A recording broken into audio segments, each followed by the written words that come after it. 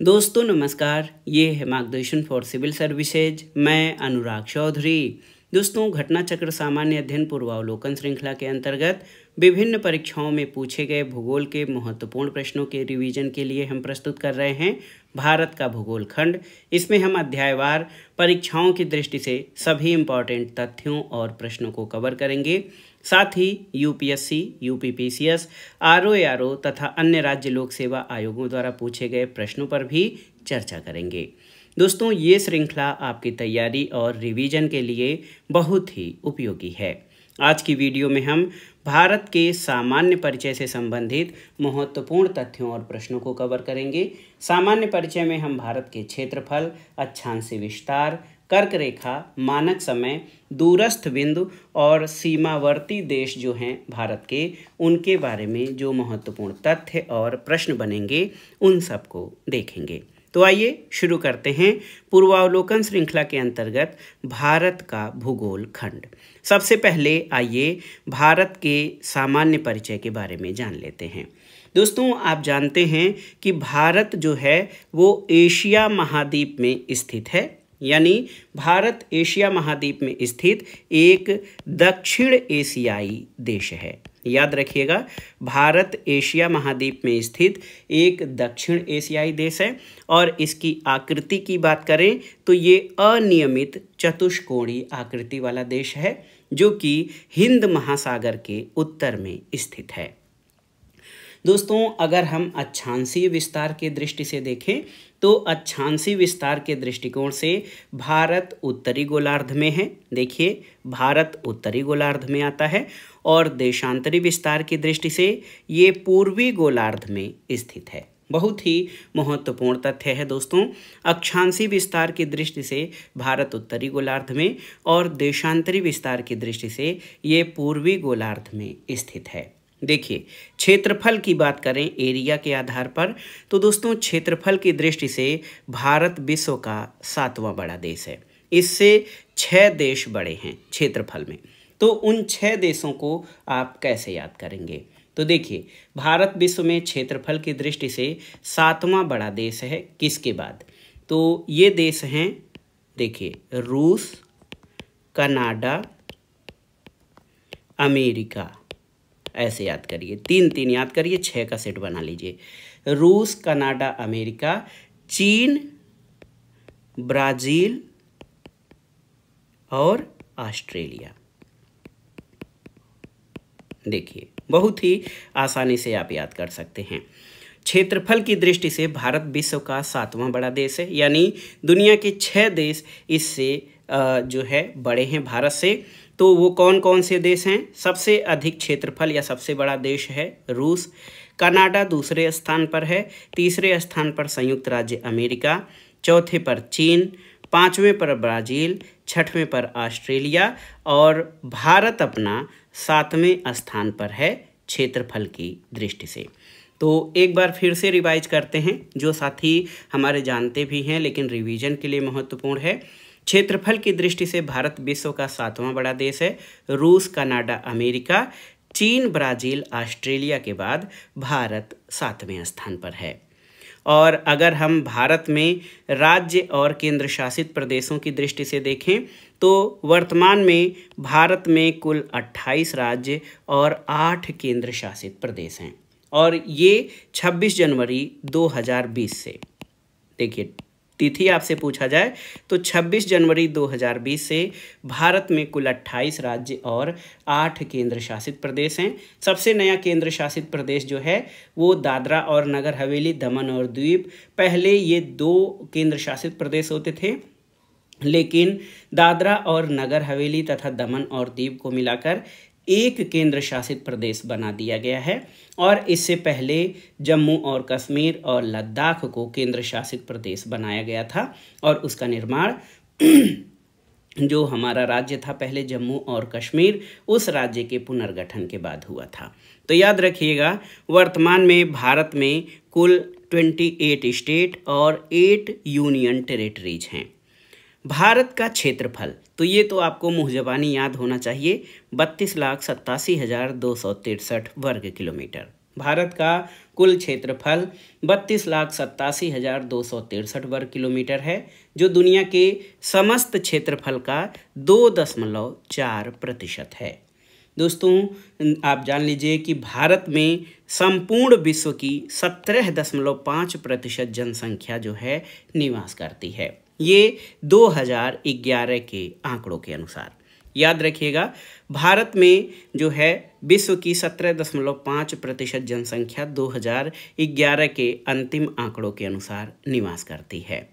अगर हम भारत के मुख्य भूमि का विस्तार देखें तो आप देखिए, भारत की मुख्य भूमि का विस्तार उत्तर से दक्षिण यानी नॉर्थ टू साउथ ये 3,214 किलोमीटर है। यानी उत्तर से दक्षिण का ये जो विस्तार है भारत का 3,214 किलोमीटर, और पूर्व पश्चिम का विस्तार यानी ईस्ट वेस्ट का विस्तार आप देख लीजिए 2,933 किलोमीटर है। तो थोड़ा सा अधिक है जो उत्तर दक्षिण का भारत का विस्तार है, ये पूर्व पश्चिम के विस्तार से। तो याद रखिएगा, 3214 किलोमीटर उत्तरी दक्षिणी विस्तार है और पूर्वी पश्चिमी विस्तार भारत का 2,933 किलोमीटर है। कुल क्षेत्रफल आप जानते हैं 32.87 लाख वर्ग किलोमीटर यानी 32,87,263 वर्ग किलोमीटर है। अक्षांशीय विस्तार अगर जो हम मोटे तौर पर देखें तो भारत के मुख्य भूमि का अक्षांशीय विस्तार 8 डिग्री 4 मिनट उत्तरी से 37 डिग्री 6 मिनट उत्तरी अक्षांश और 68 डिग्री 7 मिनट पूर्वी से 97 डिग्री 25 मिनट पूर्वी देशांतर तक इसका विस्तार है। तो अक्षांशीय और देशांतरी विस्तार अगर जो हम देखेंगे तो याद कर लीजिए दोस्तों, भारत का जो मुख्य भूमि का अक्षांशीय विस्तार है 8 डिग्री 4 मिनट उत्तरी से 37 डिग्री 6 मिनट उत्तरी, यानी ये उत्तरी गोलार्ध में स्थित है। और देशांतरी विस्तार भारत का 68 डिग्री 7 मिनट पूर्व से 97 डिग्री 25 मिनट पूर्वी देशांतर तक इसका विस्तार है। तो बहुत ही महत्वपूर्ण है दोस्तों, इसमें हमने भारत की सामान्य स्थिति और इसके बारे में जान लिया कि इसका क्षेत्रफल कितना है, ये कहाँ पर स्थित है और इसकी स्थिति किस प्रकार की है। दोस्तों, एक और तथ्य बनता है यहाँ पर, आगे हम लोग बढ़ें इससे पहले जान लें, एक टर्म आता है भारतीय उपमहाद्वीप यानी भारतीय सब कॉन्टिनेंट, इंडियन सब कॉन्टिनेंट। तो भारतीय उपमहाद्वीप को भी आप समझ लीजिए। भारतीय उपमहाद्वीप में भारत, बांग्लादेश, भूटान, नेपाल, मालदीव, श्रीलंका और पाकिस्तान सहित कुल 7 देश शामिल हैं। याद रखिएगा दोस्तों, भारतीय उपमहाद्वीप के अंतर्गत 7 देश आते हैं, भारत, पाकिस्तान, बांग्लादेश, भूटान, नेपाल, मालदीव और श्रीलंका। तो ये बहुत ही महत्वपूर्ण तथ्य रहा दोस्तों भारत के सामान्य परिचय के बारे में। तो इससे प्रश्न कैसे पूछे गए हैं यूपीपीसीएस, आरओ आदि परीक्षाओं में। जैसे एक प्रश्न बहुत ही सामान्य सा प्रश्न ले लेते हैं। इसमें पूछा गया था कि क्षेत्रफल की दृष्टि से भारत का विश्व में कौन सा स्थान है। तो आप जानते हैं क्षेत्रफल की दृष्टि से भारत विश्व में 7वां स्थान है। भारतवर्ष आकार में विश्व का कौन सा सबसे बड़ा देश है, तो ये 7वां बड़ा देश है। और भारत का क्षेत्रफल संसार का क्षेत्रफल का 2.4% है, लेकिन इसकी जनसंख्या कितनी है, तो जनसंख्या आप जानते हैं 2011 की जनगणना के अनुसार 17.5%, पूरी दुनिया की जनसंख्या की 17.5% जनसंख्या भारत में निवास करती है। अब ये और अधिक हो गई है क्योंकि कोरोना पीरियड के चलते 2021 का जो जनगणना था वो नहीं हो पाया था। इसके अलावा एक प्रश्न ये पूछता है कि कौन सा कथन सही है। 3-4 कथन आपके दे दिए गए हैं, तो या कौन सा कथन असत्य है। भारत विश्व का 7वां बड़ा देश है, बिल्कुल सही है। भारत जनसंख्या की दृष्टि से विश्व का दूसरा राष्ट्र है, ये भी सही है। और इसकी भूमि सीमा का विस्तार लगभग 15,200 किलोमीटर है, ये भी सही है। और सबसे पहले सूर्योदय मिजोरम राज्य में होता है, तो ये कथन आपका गलत हो जाएगा क्योंकि भारत में सबसे पहले जो सूर्योदय होता है वो अरुणाचल प्रदेश में होता है। अरुणाचल प्रदेश, और इसी नाम पर अरुण का अर्थ जो है सूर्य होता है, सबसे पहले सूर्योदय होता है अरुणाचल प्रदेश, इसीलिए इसका नाम जो है इससे स्पष्ट भी हो जाता है। अरुण यानी अरुणोदय या अरुणाचल सबसे पहले भारत के अरुणाचल प्रदेश राज्य में होता है।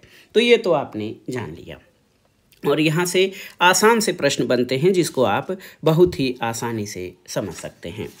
अब आइए जानते हैं भारत की अवस्थिति और विस्तार में कि भारत में जो अवस्थिति है वो किस प्रकार से है। तो आइए आगे बढ़ते हैं दोस्तों। देखिए भारत के उत्तर में हिमालय पर्वत, उत्तर पश्चिम में हिंदुकुश पर्वत, सुलेमान पर्वत श्रेणियाँ, उत्तर पूर्व में पूर्वांचल की पहाड़ियाँ और दक्षिण में हिंद महासागर है। साथ ही साथ अक्षांशी और देशांतरी विस्तार की दृष्टि से ये उत्तरी गोलार्ध यानी अक्षांशी विस्तार की दृष्टि से ये उत्तरी गोलार्ध में स्थित है, याद कर लीजिए, आप जानते भी हैं। और देशांतरी दृष्टि से ये देशांतर की दृष्टि से पूर्वी गोलार्ध में ये स्थित है। तो ये जो है भारत की अवस्थिति को समझने के लिए महत्वपूर्ण है। दोस्तों अक्षांशी विस्तार उत्तरी गोलार्ध में, देशांतरी विस्तार पूर्वी गोलार्ध में है। दोस्तों अक्षांश किसे कहते हैं, अक्षांश रेखा किसे कहते हैं, इसको जानना महत्वपूर्ण है। तो भूपृष्ठ पर विषुवत रेखा से उत्तर और दक्षिण दिशा में किसी भी बिंदु की पृथ्वी के केंद्र से मापी गई कोणीय दूरी को अक्षांश कहा जाता है। तो अगर जो हम पृथ्वी की इस तरह से संरचना करें और इसको हम लोग विषुवत रेखा या 0 डिग्री अक्षांश माने, तो यहाँ से कोई कोणीय दूरी जो है, जैसे ये मिला दिया, यहाँ से कोणीय दूरी ये मिला दिया, तो इस तरह से जो ये रेखाएं हैं वो अक्षांश रेखाएं कहा जाता है। और ये रेखाएं विषुवत रेखा के समानांतर होती हैं। अक्षांश रेखाएं आप जानते हैं काल्पनिक रेखाएं होती हैं।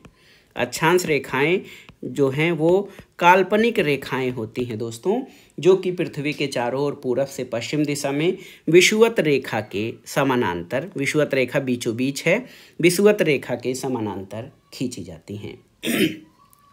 अक्षांश रेखाओं को व्यक्त करने के लिए जो है डिग्री यानी अंश, उसके अलावा मिनट और सेकंड। अंश ऊपर 0 का ऐसे लगाया जाता है, अंश मिनट और सेकंड से प्रदर्शित किया जाता है अक्षांश रेखाओं को। दोस्तों पृथ्वी के 2 बराबर भागों में बांटने वाली जो ये 0 डिग्री अक्षांश रेखा है, इसको भूमध्य रेखा कहा जाता है। भूमध्य रेखा कहा जाता है क्योंकि ये पृथ्वी को 2 बराबर भागों में बांटती है। इसको विषुवत रेखा भी कहते हैं। इसके उत्तरी भाग को, ये जो उत्तरी भाग है, इसको उत्तरी गोलार्ध और दक्षिणी भाग को दक्षिणी गोलार्ध कहा जाता है। तो याद रखिएगा दोस्तों, भूमध्य रेखा के उत्तर में स्थित जो गोलार्ध है उसको उत्तरी गोलार्ध और दक्षिण में स्थित गोलार्ध को दक्षिणी गोलार्ध कहते हैं। उत्तर की ये जो अक्षांश रेखाएं हैं इनको उत्तरी अक्षांश रेखा और ये दक्षिण वाली अक्षांश रेखाओं को दक्षिणी अक्षांश रेखा कहा जाता है। तो याद कर लीजिए दोस्तों, यहाँ पर बहुत ही महत्वपूर्ण तथ्य है कि जो अक्षांश रेखाएं हैं ये विषुवत रेखा या जो पृथ्वी को 2 बराबर भागों में बांटने वाली 0 डिग्री अक्षांश रेखा के समानांतर खींची जाती हैं। और आप जान लीजिए किन्हीं 2 समानांतर अक्षांश रेखाओं की मध्य की दूरी जो है वो 111 किलोमीटर होती है, अगर जो पूरी पृथ्वी के ऐसे पूरी अक्षांश रेखाएं खींची जाएं।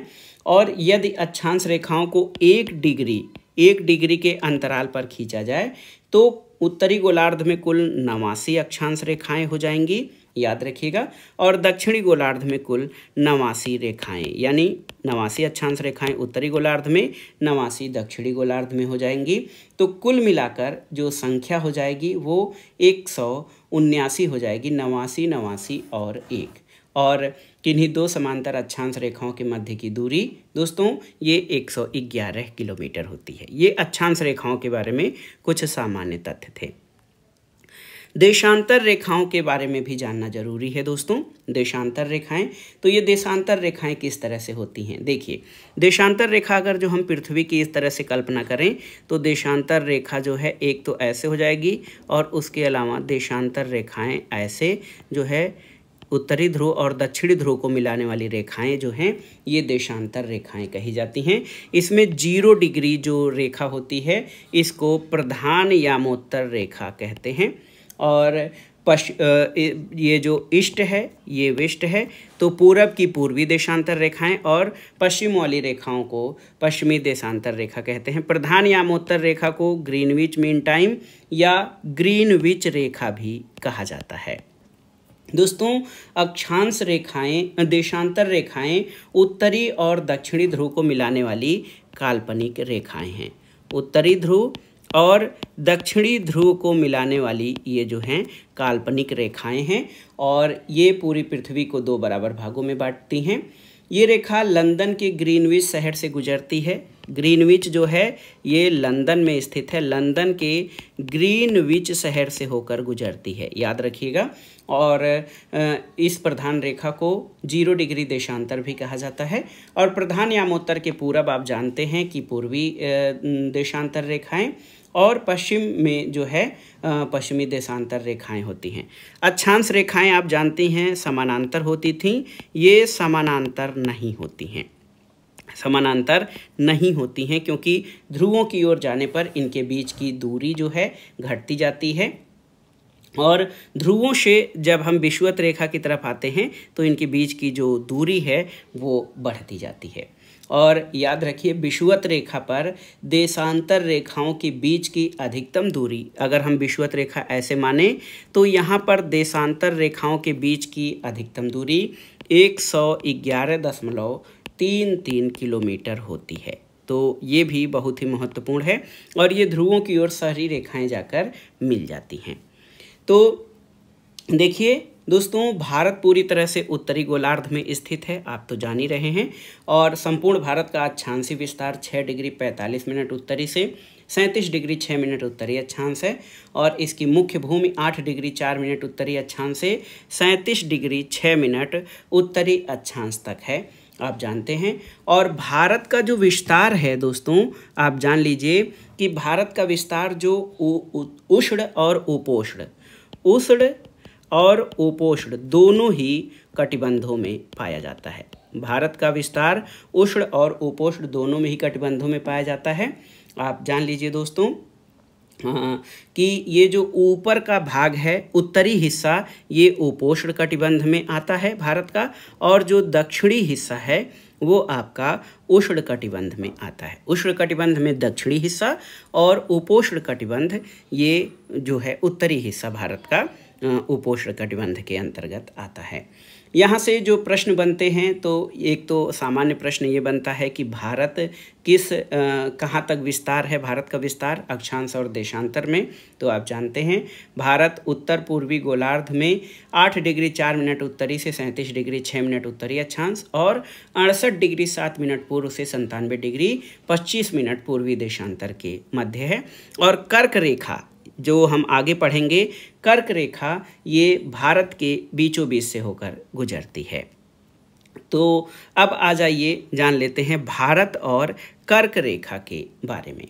तो दोस्तों, विषुवत रेखा के उत्तर में स्थित 23.5 डिग्री उत्तरी अक्षांश, विषुवत रेखा के उत्तर में, विषुवत रेखा कौन सी है, जैसे अगर जो हम पृथ्वी मान लें तो 0 डिग्री ये जो है विषुवत रेखा है, और विषुवत रेखा के उत्तर में जो ये रेखा है 23.5 डिग्री 23 डिग्री 30 मिनट जो ये उत्तरी अक्षांश रेखा है दोस्तों, इसको कर्क रेखा कहा जाता है और ये रेखा भारत के बीचों बीच से होकर गुजरती है। कर्क रेखा भारत के मध्य से 8 राज्यों से होकर गुजरती है। 8 राज्यों को याद करना बहुत ज़रूरी है। पश्चिम से अगर जो हम पूरब की तरफ आएंगे तो इसमें कौन कौन से राज्य हैं, गुजरात राज्य है, उसके बाद राजस्थान आता है, गुजरात के बाद पश्चिम से पूरब की ओर फिर मध्य प्रदेश यानी एमपी है हमारा, ये कर्क रेखा पर स्थित जो राज्य हैं। उसके बाद छत्तीसगढ़ है, छत्तीसगढ़, झारखंड है, पश्चिम बंगाल है, त्रिपुरा है, देखिए त्रिपुरा और मिजोरम, याद कर लीजिए। ये कुल 8 राज्य हैं। तो गुजरात, राजस्थान, मध्य प्रदेश, छत्तीसगढ़, झारखंड, पश्चिम बंगाल और यहाँ पर पूर्वोत्तर के हमारे त्रिपुरा और मिजोरम, कुल 8 राज्य ये कर्क रेखा पर स्थित हैं। दोस्तों एक और महत्वपूर्ण तथ्य बनता है कि कौन सी नदी, भारत की कौन सी नदी जो है ये कर्क रेखा को 2 बार काटती है, बहुत ही महत्वपूर्ण है। तो याद रखिएगा ये नदी है माही नदी। माही नदी कर्क रेखा को 2 बार काटती है और इस नदी का उद्गम मध्य प्रदेश से होता है और ये राजस्थान, गुजरात होते हुए खंभात की खाड़ी में गिरती है। तो ये महत्वपूर्ण तथ्य हैं दोस्तों।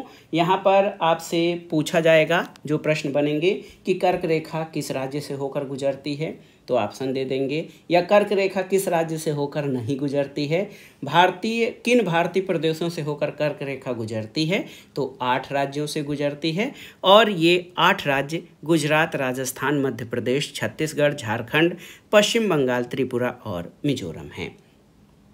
तो ये बहुत ही महत्वपूर्ण तथ्य हैं दोस्तों और यहीं से जो भी प्रश्न बने हैं इनसे बनते हैं।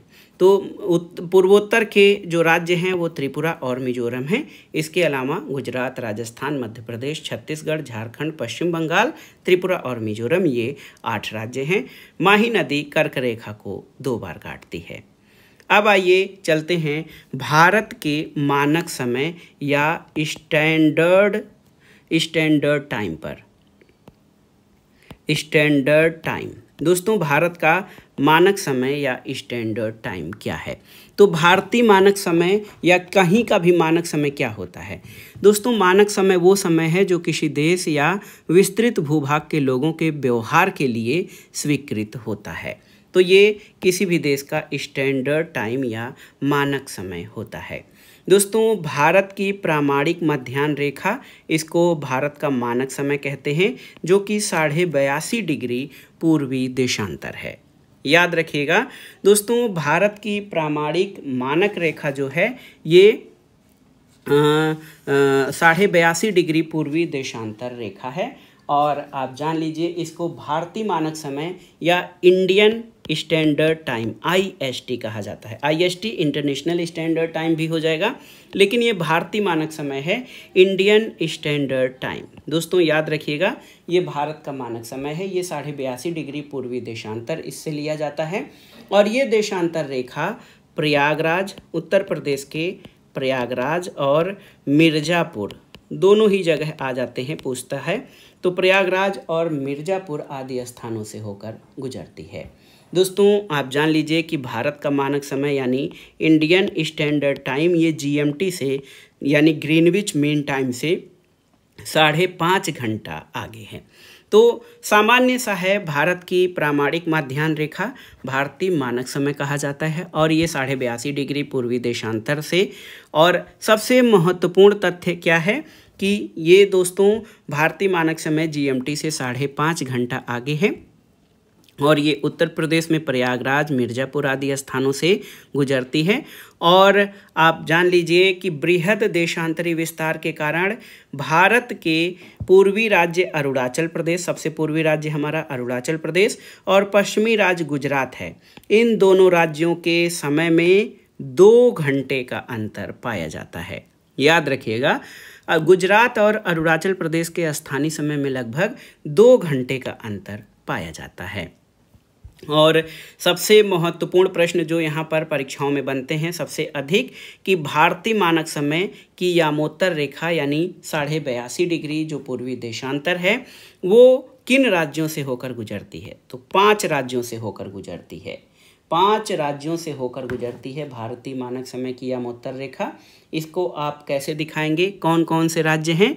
तो ये हैं उत्तर प्रदेश,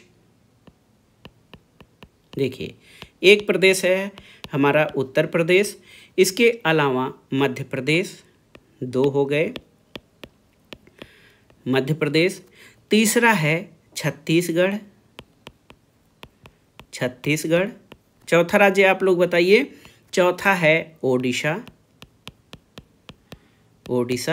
और 5वां हमारा है आंध्र प्रदेश। तो ये 82.5 डिग्री पूर्वी देशांतर की बात हो रही है, 82.5 डिग्री पूर्वी देशांतर। ये रेखा आप जान लीजिए 82.5 डिग्री पूर्वी देशांतर रेखा, जिसको भारत का मानक समय रेखा कहा जाता है। ये 5 राज्यों MP, UP, MP, Chhattisgarh, Odisha, Andhra Pradesh, ये 5 राज्यों से होकर गुजरती है। तो याद रखिएगा दोस्तों, भारत की मानक समय की यामोत्तर रेखा 82.5 डिग्री पूर्वी देशांतर 5 प्रदेशों उत्तर प्रदेश, मध्य प्रदेश, छत्तीसगढ़, उड़ीसा और आंध्र प्रदेश, कुल 5 राज्यों से होकर गुजरती है। और देशांतर रेखाएं आप देखिए, जीरो के पूर्व और पश्चिम में 180 देशांतर रेखाएं होती हैं। जीरो डिग्री देशांतर या प्रधान यामोत्तर 0 डिग्री देशांतर के जो पूरब और पश्चिम में कुल 180 तक देशांतर रेखाएं होती हैं और ये टोटल 360 रेखाएं होती हैं दोस्तों, 360 रेखाएं हैं। तो ये आप जान लीजिए कि प्रधान यामोत्तर के पूर्व में 180 तक सभी देशांतरों को पूर्वी देशांतर और पश्चिम के 180 देशांतरों को पश्चिमी देशांतर कहा जाता है। और दोस्तों 1 डिग्री देशांतर घूमने में पृथ्वी को कुल 4 मिनट का समय लगता है। और इस तरह से अगर जो आप देखें तो प्रत्येक 15 डिग्री देशांतर पर 15 डिग्री देशांतर घूमने पर कुल 1 घंटे का समय लगता है। 1 घंटा यानी 60 मिनट का समय लगता है। तो 1 डिग्री देशांतर घूमने में पृथ्वी को 4 मिनट और 15 डिग्री देशांतर में 1 घंटे का समय लगता है। इसके अलावा दोस्तों भूपृष्ठ पर, जो पृथ्वी का भूपृष्ठ है, उस पर 180 डिग्री पूरब और पश्चिमी यामोत्तर के साथ लगभग सब स्थल खंडों को छोड़ते हुए जो निर्धारित की गई काल्पनिक रेखा है, उसको international date line IDT international date line, ये कहाँ से होकर गुजरती है? 180 डिग्री पूर्व और पश्चिमी यामोत्तर के लगभग, 180 डिग्री ईस्ट और पूर्वी और पश्चिमी देशांतर के लगभग जो सभी भूस्थलों को जो छोड़ते हुए निर्धारित की गई काल्पनिक रेखा, इसको अंतर्राष्ट्रीय तिथि रेखा कहा जाता है।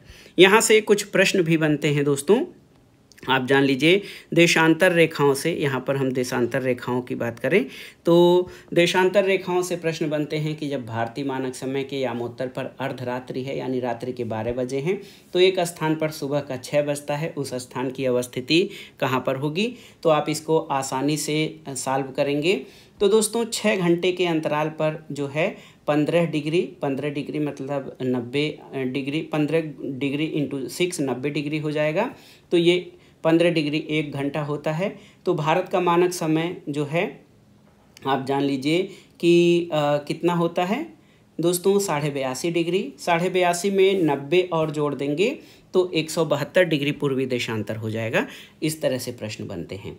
और एक प्रश्न बनता है जो कि हम जानते हैं, भारत के जो गुजरात के सबसे पश्चिमी गांव और अरुणाचल प्रदेश के सबसे पूर्वी छोर, यानी गुजरात के पश्चिमी गांव और अरुणाचल प्रदेश के पूर्वी छोर पर स्थित समय में कितने घंटे का समय अंतराल होता है?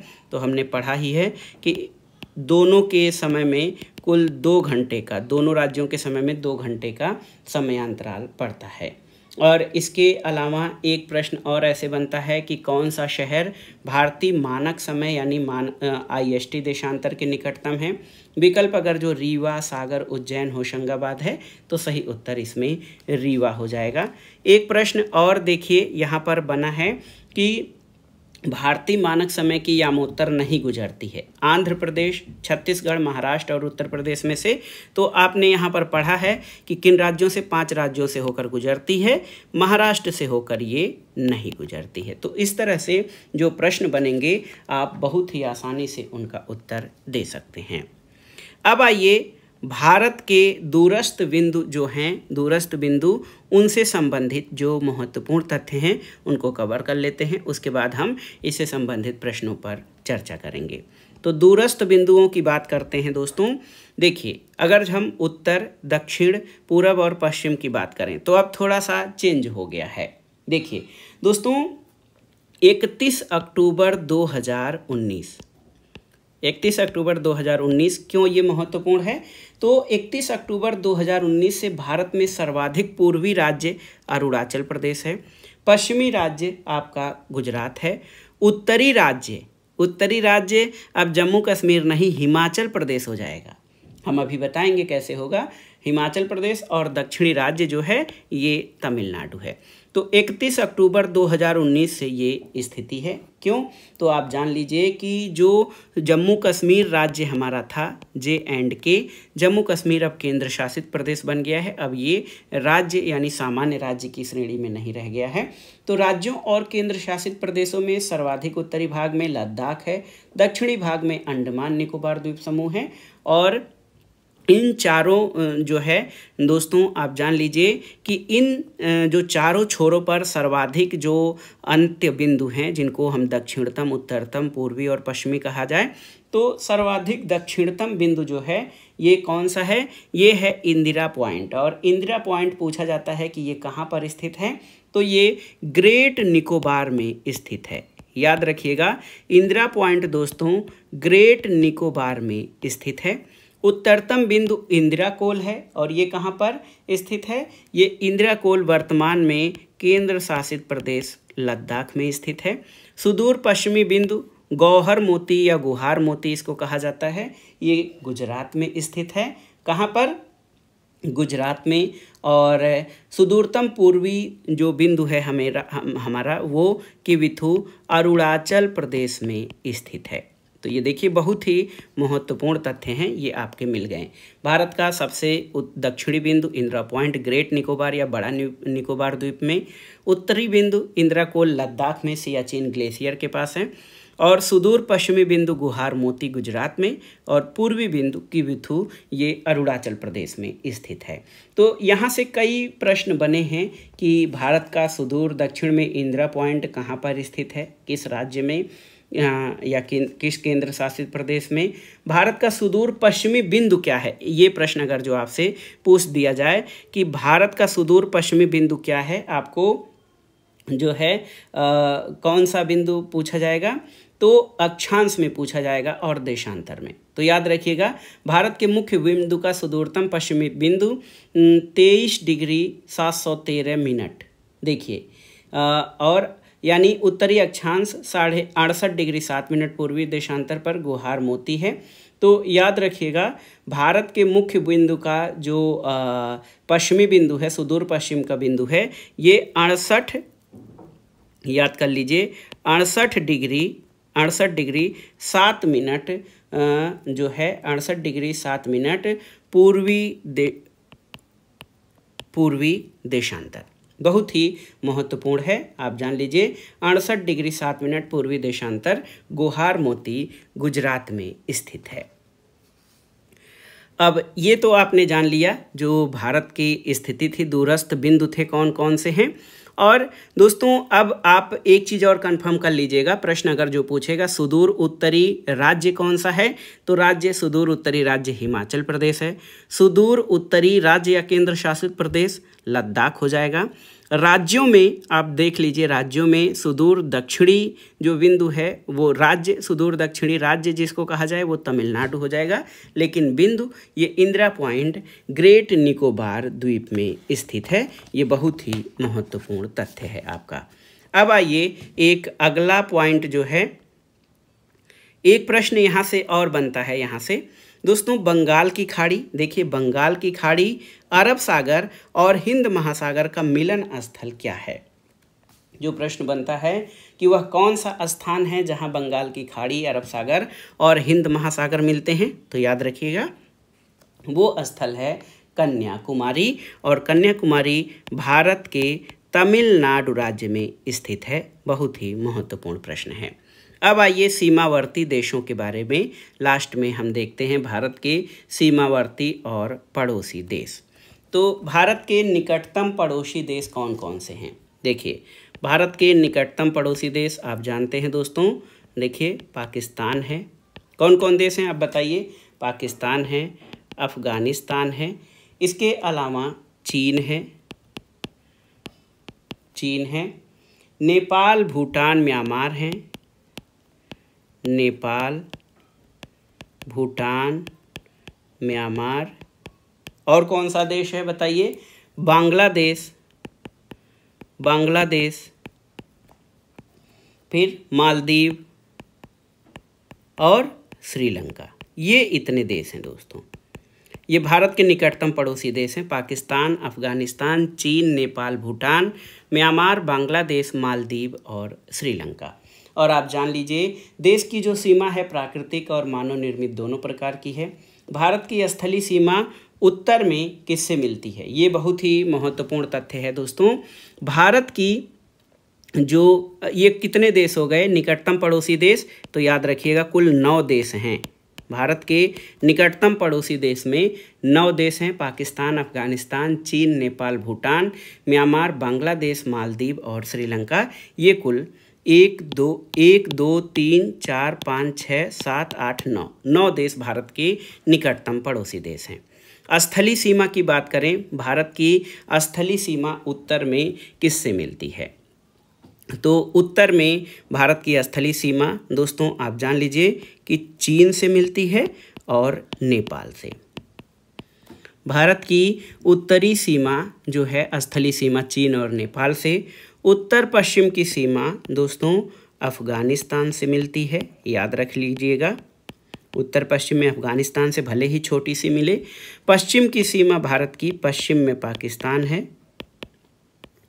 पूरब में कौन कौन से देश हैं? एक तो बांग्लादेश है, एकदम सटा हुआ बांग्लादेश, और दूसरा म्यांमार है। ये पूरब की सीमाएं हैं। और उत्तर पूर्व में भारत की सीमा भूटान से मिलती है, याद कर लीजिए। तो भारत की स्थलीय सीमाएं जो साझी होती हैं वो उत्तर में चीन और नेपाल से, उत्तर पश्चिम में अफगानिस्तान, पश्चिम में पाकिस्तान, पूर्व में बांग्लादेश और म्यांमार, और उत्तर पूर्व में भूटान से मिलती हैं। और भारत की सर्वाधिक लंबी स्थलीय सीमा रेखा ये बांग्लादेश से मिलती है।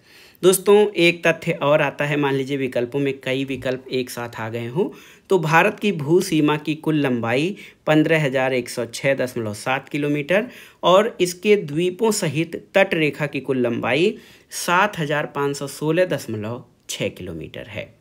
तो भारत की भू सीमा की कुल लंबाई 15,106.7 किलोमीटर और द्वीपों सहित भारत की तट रेखा 7,516.6 किलोमीटर है। और ये बहुत ही महत्वपूर्ण है दोस्तों। पड़ोसी देशों के साथ जो भारत की सीमा रेखा है वो किस तरह से मिलती है? देखिए, पड़ोसी देशों के साथ भारत की सीमा रेखाएं, देखिए बांग्लादेश की सीमा रेखा भारत से सबसे अधिक, या भारत से लगती हुई सीमा की लंबाई सबसे अधिक है, जो कि 4,096.7 किलोमीटर लंबी है। चीन से जो सीमा लगती है वो 3,488 किलोमीटर है लंबी। पाकिस्तान से भारत की सीमा काफ़ी लंबी है, 3,323 किलोमीटर लंबी सीमा मिलती है। नेपाल से 1,751 किलोमीटर लंबी सीमा मिलती है, याद कर लीजिए। म्यांमार से थोड़ा छोटा 1,643 16,430 किलोमीटर 43.0। भूटान से 699 लगभग 700 किलोमीटर सीमा रेखा भूटान से मिलती है। और अफ़गानिस्तान से मात्र 106 किलोमीटर। तो अफ़गानिस्तान से कितनी हमारी सीमा रेखा 106 किलोमीटर मिलती है। और अब अफ़गानिस्तान से जो टच हमारा राज्य है इसको याद कर लीजिएगा। अब ये लद्दाख यूनियन टेरिटरी है जो कि हमारा अफ़गानिस्तान से मिलता है। तो बहुत ही महत्वपूर्ण है। भारत की सबसे लंबी स्थलीय सीमा बांग्लादेश से और सबसे छोटी स्थलीय सीमा आप जान लीजिए अफ़गानिस्तान से लगती है। और बांग्लादेश से जो लगने वाले राज्य हैं उसमें पश्चिम बंगाल, असम, मेघालय, त्रिपुरा, मिजोरम हैं। अफ़गानिस्तान से केवल एक भारतीय केंद्र शासित प्रदेश जो है वो लद्दाख है, जो कि अफ़गानिस्तान से इसकी सीमा बनती है। एक और महत्वपूर्ण तथ्य है दोस्तों, भारत और भारत के पड़ोसी देशों के मध्य जो सीमाएं हैं उनके बारे में जान लेते हैं। कौन कौन सी सीमा है, सीमा रेखा का नाम। तो एक है बहुत ही महत्वपूर्ण रेड क्लिफ सीमा रेखा जो है, ये किससे किससे मिलती है आप जान लीजिए। ये आप जानते हैं भारत और किससे, पाकिस्तान से, भारत पाकिस्तान से। दूसरी सीमा रेखा मैकमोहन भी कहा जाता है। मैकमोहन सीमा रेखा ये भारत और चीन के बीच की सीमा रेखा है, हालांकि ये बहुत ही विवादित रेखा है। इसके अलावा डूरंड रेखा, डूरंड रेखा आप जानते हैं दोस्तों कि ये भारत और अफ़गानिस्तान से तो मिलती ही है, और ये रेखा एक और महत्वपूर्ण तथ्य आप जान लीजिए, ये पाकिस्तान और अफ़गानिस्तान से भी मिलती है। पाकिस्तान और अफ़गानिस्तान से भी डूरंड रेखा ये अंतर्राष्ट्रीय सीमा है। तो आप जान लीजिए दोस्तों, बहुत ही महत्वपूर्ण है ये। भारत और पड़ोसी देशों के मध्य जो सीमा रेखाएं हैं उसमें रेड क्लिफ रेखा भारत पाकिस्तान के मध्य, मैकमोहन भारत और चीन के मध्य, और डूरंड रेखा भारत अफगानिस्तान के मध्य। और भारत के समुद्री, स्थलीय नहीं, समुद्री पड़ोसी देश कौन कौन से हैं, तो उसमें सबसे नज़दीक में श्रीलंका है और मालदीव। इनकी सीमा जो है ये हिंद महासागर में स्थित ये दोनों द्वीपीय देश हैं, और इनसे भारत जो है समुद्री सीमा एक तरह से साझा करता है। तो बहुत ही सामान्य सा है दोस्तों। आप जान लीजिए कि भारत और पाकिस्तान के बीच जो रेड क्लिफ सीमा रेखा है ये अध्यारोपित सीमा रेखा है, जो कि किसी बाह्य शक्ति के द्वारा 1947 में भारत और पाकिस्तान ने ग्रेट ब्रिटेन द्वारा अध्यारोपित सीमा को साझा किया था, और इस रेखा को रेड क्लिफ रेखा कहा गया। मैकमोहन रेखा 1914 में हेनरी मैकमोहन के द्वारा इसका निर्धारण किया गया था। अफगानिस्तान भारत से डूरंड रेखा से पृथक होता है, और कर्नल मॉर्टिमर डूरंड द्वारा 1893 में दोस्तों अफगानों के साथ समझौता के माध्यम से ये सीमा रेखा डूरंड रेखा निर्धारित की गई थी। और समुद्र पार भारत का सर्वाधिक निकटतम पड़ोसी देश आप जानते हैं कि श्रीलंका है।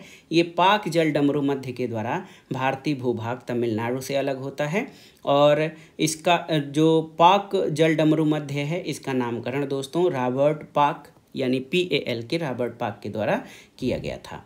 तो बहुत ही महत्वपूर्ण ये प्रश्न रहे भारत के भूगोल के सामान्य परिचय के संबंध में। एक दो और महत्वपूर्ण तथ्यों से हम आपको अवगत कराना चाहेंगे दोस्तों।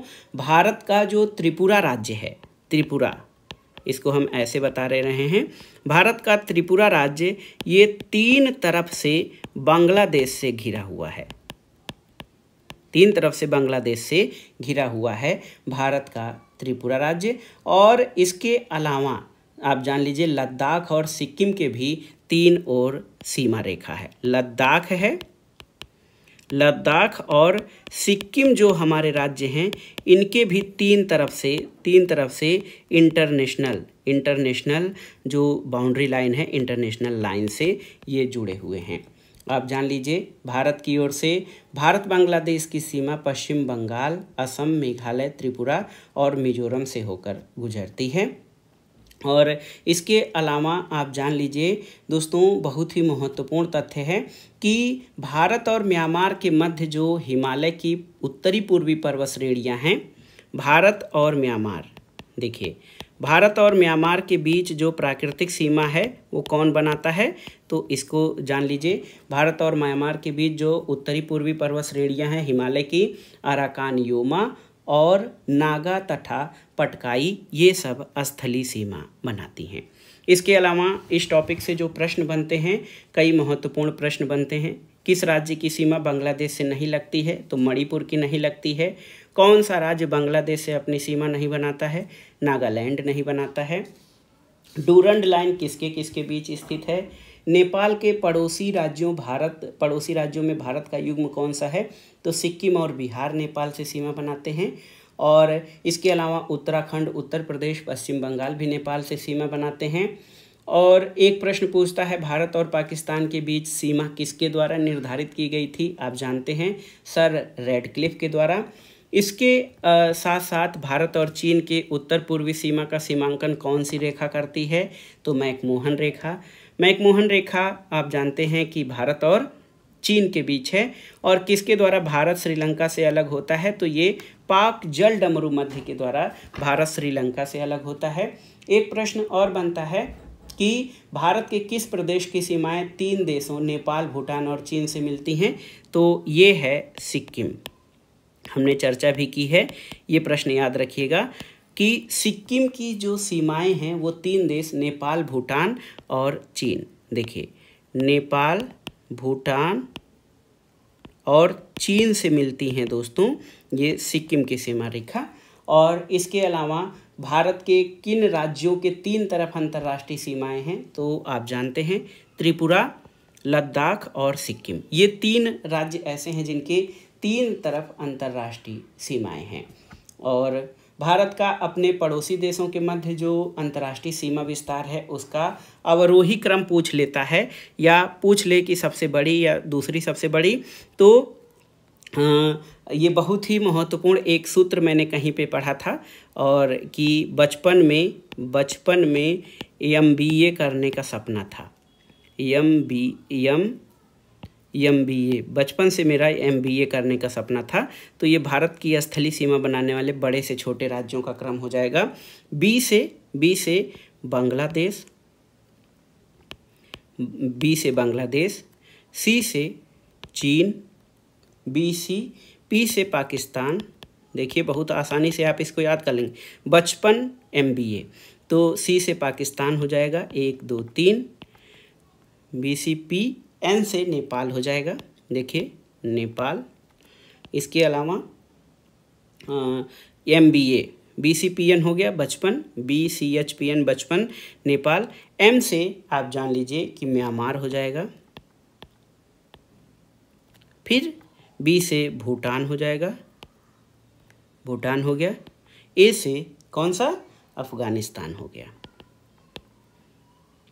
तो बहुत ही आसानी से ये भारत से स्थलीय सीमा बनाने वाले ये जो राज्य हैं, 7 राज्य हैं, इनका अवरोही क्रम है। सबसे अधिक सीमा बांग्लादेश और सबसे छोटी सीमा अफगानिस्तान बनाता है। BCPN MBA, आप यहाँ से इसको तैयार कर सकते हैं।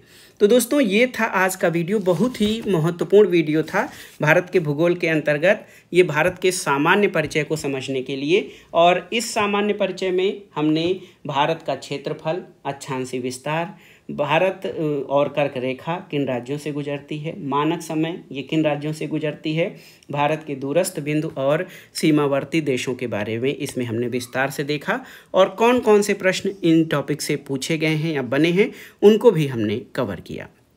और ये वीडियो आपकी तैयारी, आपकी समझ के लिए, रिवीजन के लिए बहुत ही महत्वपूर्ण है, तो आप इसको ज़रूर तैयार कर लीजिएगा। दोस्तों वीडियो आपको कैसा लगा हमें कमेंट बॉक्स में ज़रूर बताइएगा। वीडियो को लाइक करें और शेयर करें, तथा इस चैनल मार्गदर्शन फॉर सिविल सर्विसेज को सब्सक्राइब करें। वीडियो देखने के लिए धन्यवाद दोस्तों, नमस्कार।